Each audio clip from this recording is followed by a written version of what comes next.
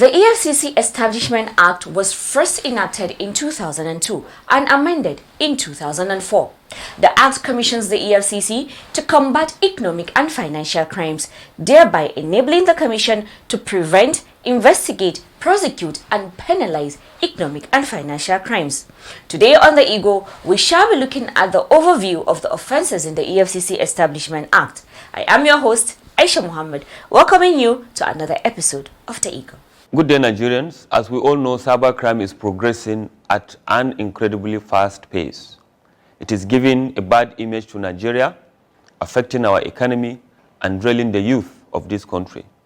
Let us work collectively against cybercrime wherever it is committed. I am Abdurrashid Bawa, Executive Chairman, Economic and Financial Crimes Commission. Stand for the right thing always. Thank you. One agency that counts so much on the power of collaboration is the EFCC.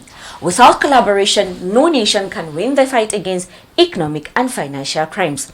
The EFCC has a hybrid of law enforcement agencies in Nigeria as its board members, and it is always open to other related bodies as stakeholders in the fight against economic and financial crimes. This point was strengthened when just recently, the chairman of the EFCC, Abdurrashid Bawa, received a delegation from the Civil Military Conference Steering Committee, CIMICO, under the Conference of Civil Society of Nigeria to discuss the state of the nation on civil and financial security. Here are details of the visit. On behalf of the movement Civil Military Cooperation in Nigeria, and in the bid to galvanize all citizens into the security enterprise of the country in line with our Nigerian national defense policy, we want to most respectfully decorate our own able, amiable, indefatigable chairman of the EFCC with this wonderful vest as member endowing of Civil Military Cooperation in Nigeria. The Conference of Civil Society of Nigeria, CCSN, has called for strategic collaboration with the Economic and Financial Crimes Commission, EFCC, in a bid to boost the fight against corruption and strengthen civil-military cooperation. This call was made in Abuja by coordinator of the society, Adams Otaku, when he led a delegation on a courtesy visit to the corporate headquarters of the EFCC. Otaku said CCSN was desirous of a strategic collaboration with the EFCC to combat economic and financial crimes in Nigeria. Continuing, he disclosed that his society is an umbrella forum for civil societies working for national security, peace, good governance, transparency, anti-corruption, education, and social and economic development of Nigeria. He proposed an anti-corruption summit as an annual event on combating economic and financial crimes through civil-military cooperation and collaboration with the EFCC. The summit, he said, will focus on linking financial systems, how they operate, and how they impact on internal security and economic and financial crimes. Why we are here today, sir, in brief, is to acquaint you with all our activities and propose to have a strategic collaboration with the EFCC to see how we can use civil military cooperation and collaboration with security forces to fight economic and financial crimes in the country. Responding, EFCC Chairman Abdurrashid Bawa assured the society of the Commission's readiness to collaborate with it in combating economic and financial crimes in the country. He stated that the document submitted to the Commission will be studied and the Commission will get back to CCSN on how the EFCC will collaborate. Bawa also explained that the job the Commission is doing is for the public, as one of the strategies of the EFCC Strategic Plan 2021 to 2025 is increasing public engagement in the fight against economic and financial crimes. And I'm happy that you are now part of the family, or we are part of the family rather. We should be able to champion that, cause of ensuring that people get the right information always. Why am I saying all of this? We are all Nigerians. Are Nigerians thinking that we are happy that we are detaining somebody or we are arresting somebody? But somebody has to do the job, and that is why the country passed the law. Ojo Chukutami Eche for The Eagle. Now, who says children are not powerful? Neglect them in your plans at your own peril. EFCC understand this truth in full by involving children in their activities, thereby catching them young. One of the platforms the Commission uses to achieve its dreams for Nigerian children is the inauguration of Integrity Club in primary and secondary school. Through the Integrity Club, children can become vanguards and full soldiers against corruption. Great was the euphoria at Battle Axe Academy Lugbe, Model Secondary School Maitama, and Almanar Basic Education School's Life Camp, all in the Federal Capital Territory, when EFCC officers inaugurated the Integrity Club in the schools. Abbas Abubakar Umar has the details. Executive Chairman of the Economic and Financial Crimes Commission, EFCC, Abdurrashid Bawa, has charged students across the country to channel their creative energies into useful engagements rather than dishonest and dubious means of cheating others of their hard-earned resources. He made the call in Abuja at the formal launch of an Integrity Club at Battle Axe Academy Lugbe and Maitama Model Secondary School Maitama, Abuja. According to him, innate abilities and drives of students are assets that should be deployed into socially beneficial uses. He asked the children to channel their creative energies into useful engagements and not into dishonest and dubious means of cheating others of their resources. The EFCC's boss, who spoke through Director of Public Affairs, Commander of the EFCC, Osita Nwaja, explained that the Integrity Club launched in the schools are meant to offer moral and legal armament against corrupt practices by promoting openness and transparency of conduct among members and to create awareness in the school's environment and the larger society about the evil effects of corruption and how to avoid them. Also speaking at the event, Head Enlightenment and Reorientation Unit of the Commission, Assistant Commander of the EFCC, Aisha Muhammad, urged the student to always do the right thing as they have become ambassadors and foot soldiers of the EFCC. On her part, Principal of Model Secondary School Maitama, Elizabeth Eguman, thanked the EFCC for choosing her school for the launch of the Integrity Club. An operational manual was presented to the school by Deputy Director, Creative Engagements, Wanyima Okianu, to arm members of the club on the modalities of running the club. In its quest to drive its anti-graft campaigns to the grassroots, the Economic and Financial Crimes Commission, EFCC, has inaugurated an Integrity Club at Al-Manar Center for Islamic Education, Life Camp, Abuja. The launch was done by the Executive Chairman of the EFCC, Abdurrashid Bawa.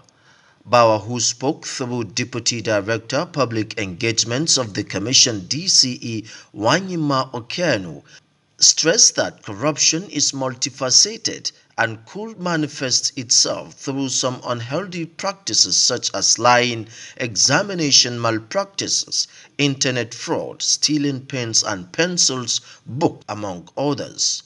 She stated that every act of corruption is evil and must not be allowed to stand. Every act of corruption is evil and we must not allow them to stand.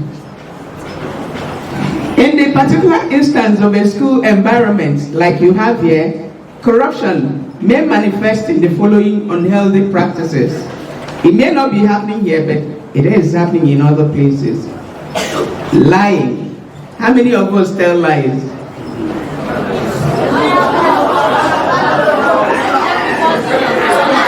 So if you do tell lies, watch it. So that tomorrow it will not lead you to other things. On her part, Head Enlightenment and Reorientation Unit of the Commission, Assistant Commander of the EFCC, Aisha Muhammad, urged the student to eschew all form of corruption and join hands with the EFCC to rid the country of all forms of economic and financial crimes. We're here to inaugurate the Integrity Club in your school. And what we want from you is for you to be our ambassadors. EFCC cannot fight corruption alone. We can't be anywhere. We can't be everywhere. We are here, but we need foot soldiers. We need you to be our ambassadors. We need you to see something and say something to us, and then EFCC will do something about it. She presented an operational manual detailing how the club is to be run to the students.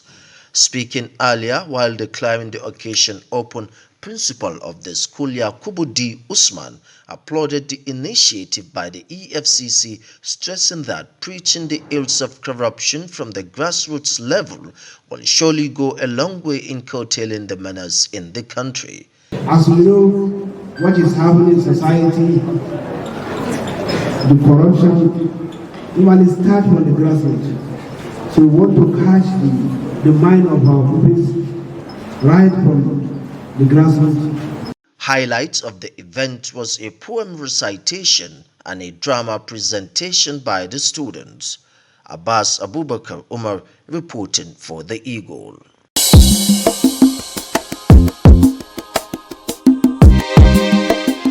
Next on the program is Conviction Update with Golden Onwara. Thank you, Aisha. The Economic and Financial Crimes Commission is undoubted in its efforts to rid the country of economic and financial crimes. To this end, the Commission has continued to ensure that victims of economic and financial crimes get their justice through proper investigation, prosecution, and conviction of the criminals by the courts. For the week, March 20th to March 24th, 2023, the EFCC recorded 20 convictions. The Lagos command of the EFCC has the highest with 9 convictions, followed by the headquarters and Benin Zonal commands with 2 convictions each. Abuja, Port Harcourt, Kaduna, Ibadan, Maiduguri, Ilorin and Sokoto Zonal commands all secured 1 conviction each, bringing it to a total of 20 convictions for the week. Well, that will be all from convictions this week. I am Golden Onwara. Back to Aisha for the rest of the program. As earlier stated, the EFCC Establishment Act is an enactment that provides for the establishment of the Economic and Financial Crimes Commission. It is charged with the responsibility for the enforcement of all economic and financial crimes law, among other things. Today on our interview segment, Ojochukutami Eche will be speaking to our guest, Chief Superintendent of the EFCC, Rukaya Ibrahim, on the overview of the offences in the EFCC Establishment Act. Over to you, Ojochukutami. The activities and operations of the EFCC are guided by the EFCC Establishment Act 2004, and I believe that a very good understanding of this act will help in your perception of the importance of the EFCC and what the Commission is set out to do. So we're going to talk about that, the importance of the act in this house today, and we have a guest in the house. We're talking about Chief Superintendent of the EFCC, Rukaya Ibrahim. She is of the Department of Intelligence, EFCC headquarters.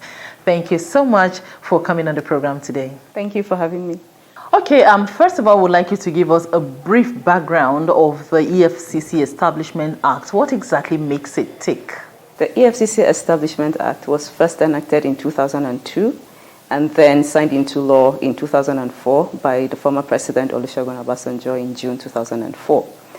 And the EFCC Establishment Act, as amended, enables the EFCC to prevent, prosecute, investigate, and penalize all economic and financial crimes in Nigeria. What makes the EFCC Establishment Act tick, in my opinion, is it's an all-encompassing law that enables the EFCC to fight all economic and financial crimes by coordinating and enforcing all economic and financial crime laws in Nigeria, including terrorist financing, money laundering, failed bank acts, and every other relevant economic and financial crime laws within the country. Okay, CSC Ibrahim, from your experiences on the field and the definition of economic and financial crimes in the Act, what exactly is the difference between economic offenses and financial offenses? Well, if you look at Section 46 of the EFCC Establishment Act, you will find that it gives the meaning of what economic and financial crimes means.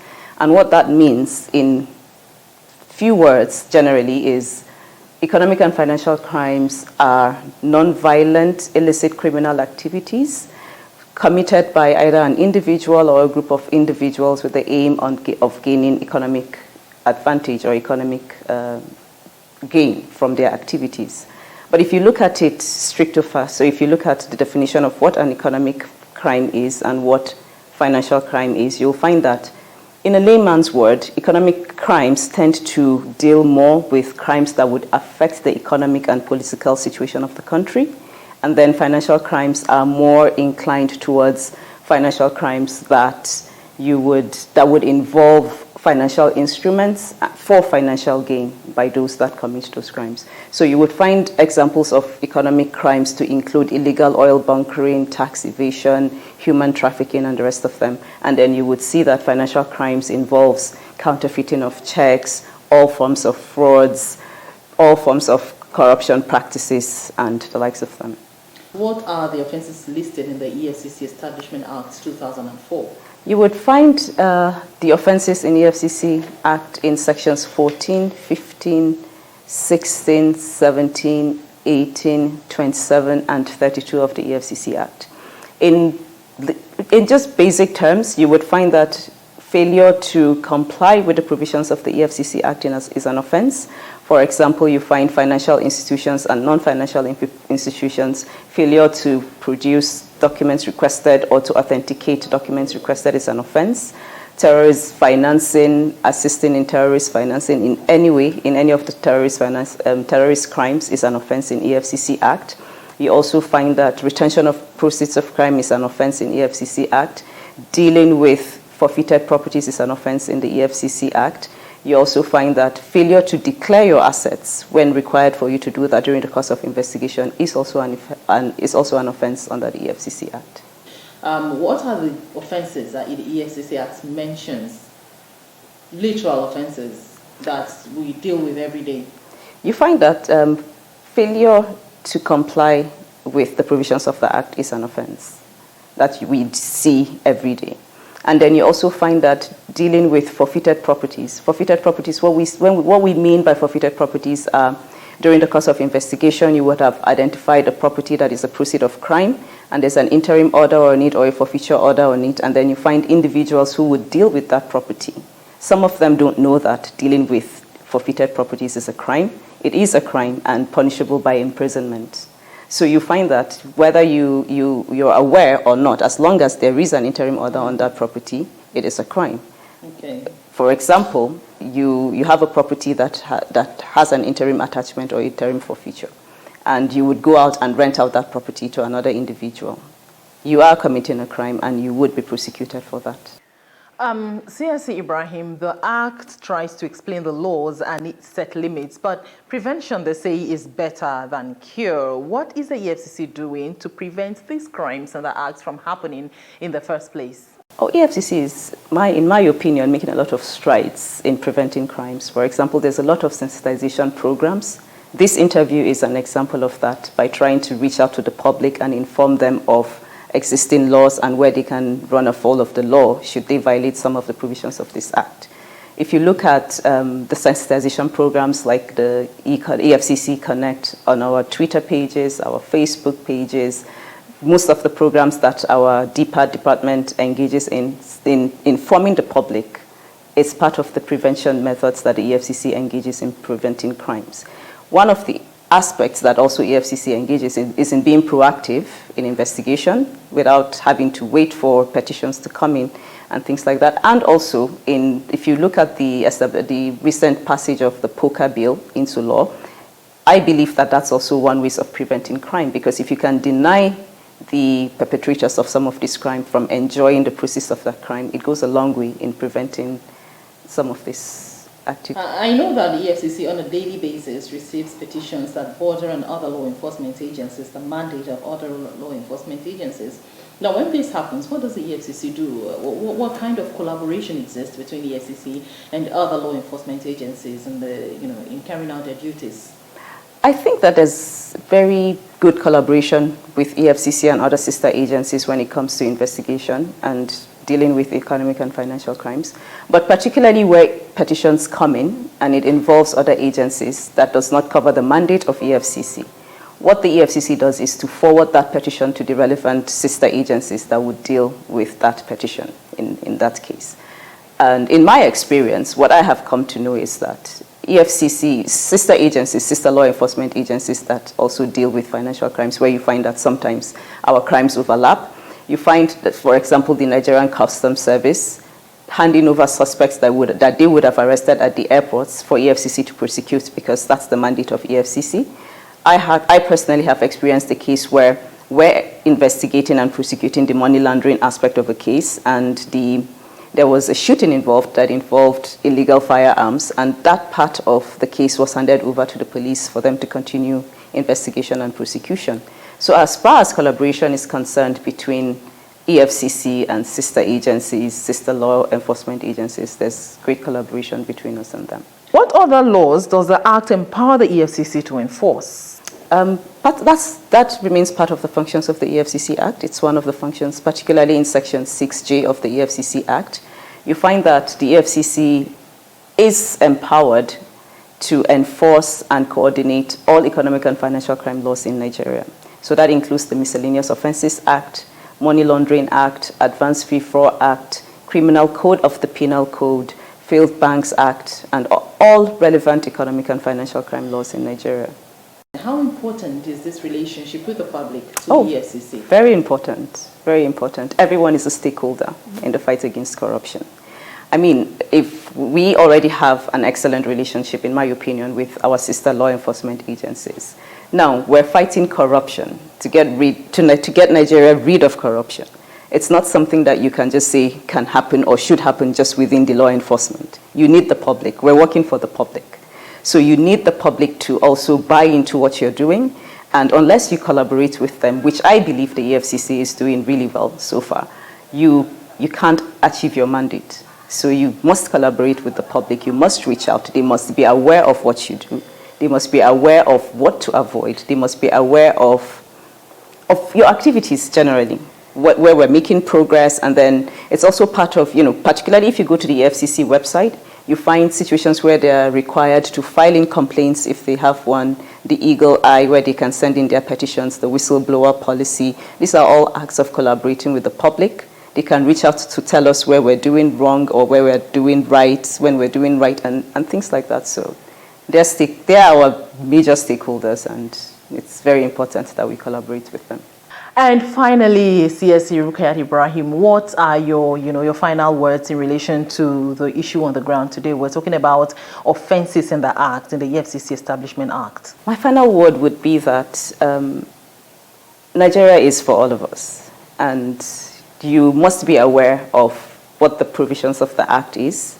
You must be aware of how you as an individual, as a Nigerian citizen, can run afoul to the laws. For example, you remember I mentioned dealing with forfeited properties. Retaining proceeds of crime is also an offense in the EFCC Act. You would find that usually in cases where, usually we call them fronts. You have someone that is fronting for you and you're retaining the proceeds of crime. Some people might do this innocently thinking, oh, I'm helping my brother or I'm helping my cousin or something like that. But you are committing an offense and you would be prosecuted for it if you're found wanting. So it's very important for Nigerians to be familiar with these laws, to take this fight against corruption as a personal fight. If Nigeria is clean, we are all clean. And unless we all put our hands together to eradicate all economic and financial crimes, or at very least reduce it to the barest minimum, I would say eradicate it, all of it, we won't have a country to be proud of. I am proud of Nigeria, and I think that it is a country that all of us can be proud of if we put our hands together to get to work with the EFCC and rid the country of economic and financial crimes. We've been talking about overview of offences in the EFCC Establishment Act with CSE Rukayat Ibrahim of the Intelligence Department, EFCC headquarters. I believe you now have a better understanding of the provisions of the Act. I'm talking about the EFCC Establishment Act 2004, and you will do everything so you do not run afoul of the provisions of the Act. My name is Ojo Chokutami Eche, handing you over to Aisha Mohammed in the studio. You heard our guest Rukaya Ibrahim there, calling on all Nigerians to be patriotic and for the love of country, join hands with the EFCC to make Nigeria a better place. Nigeria is all we have, and as such, we have to do everything humanly possible to salvage it. And that's it on today's episode of The Eagle. You can send an email to info@efcc.gov.ng, or to speak to our officers and representatives, you can call us on 0809 3322644 and follow us on all our social media platforms at Official EFCC for all matters relating to economic and financial crimes. Use the EFCC mobile app, The Eagle Eye, to report any fraud you see happening around you. You download the app, you follow the steps and report fraud on the go. And you can also take pictures of corrupt practices and upload them. I am Aisha Mohammed, leaving you with this parting words that says, there can be no keener revelation of a society's soul than the way in which it treats its children. Children are the future. Mold them to be good citizens. Goodbye. God bless Nigeria. Please do stay safe, be kind to yourself and to others around you, and do enjoy the rest of the week.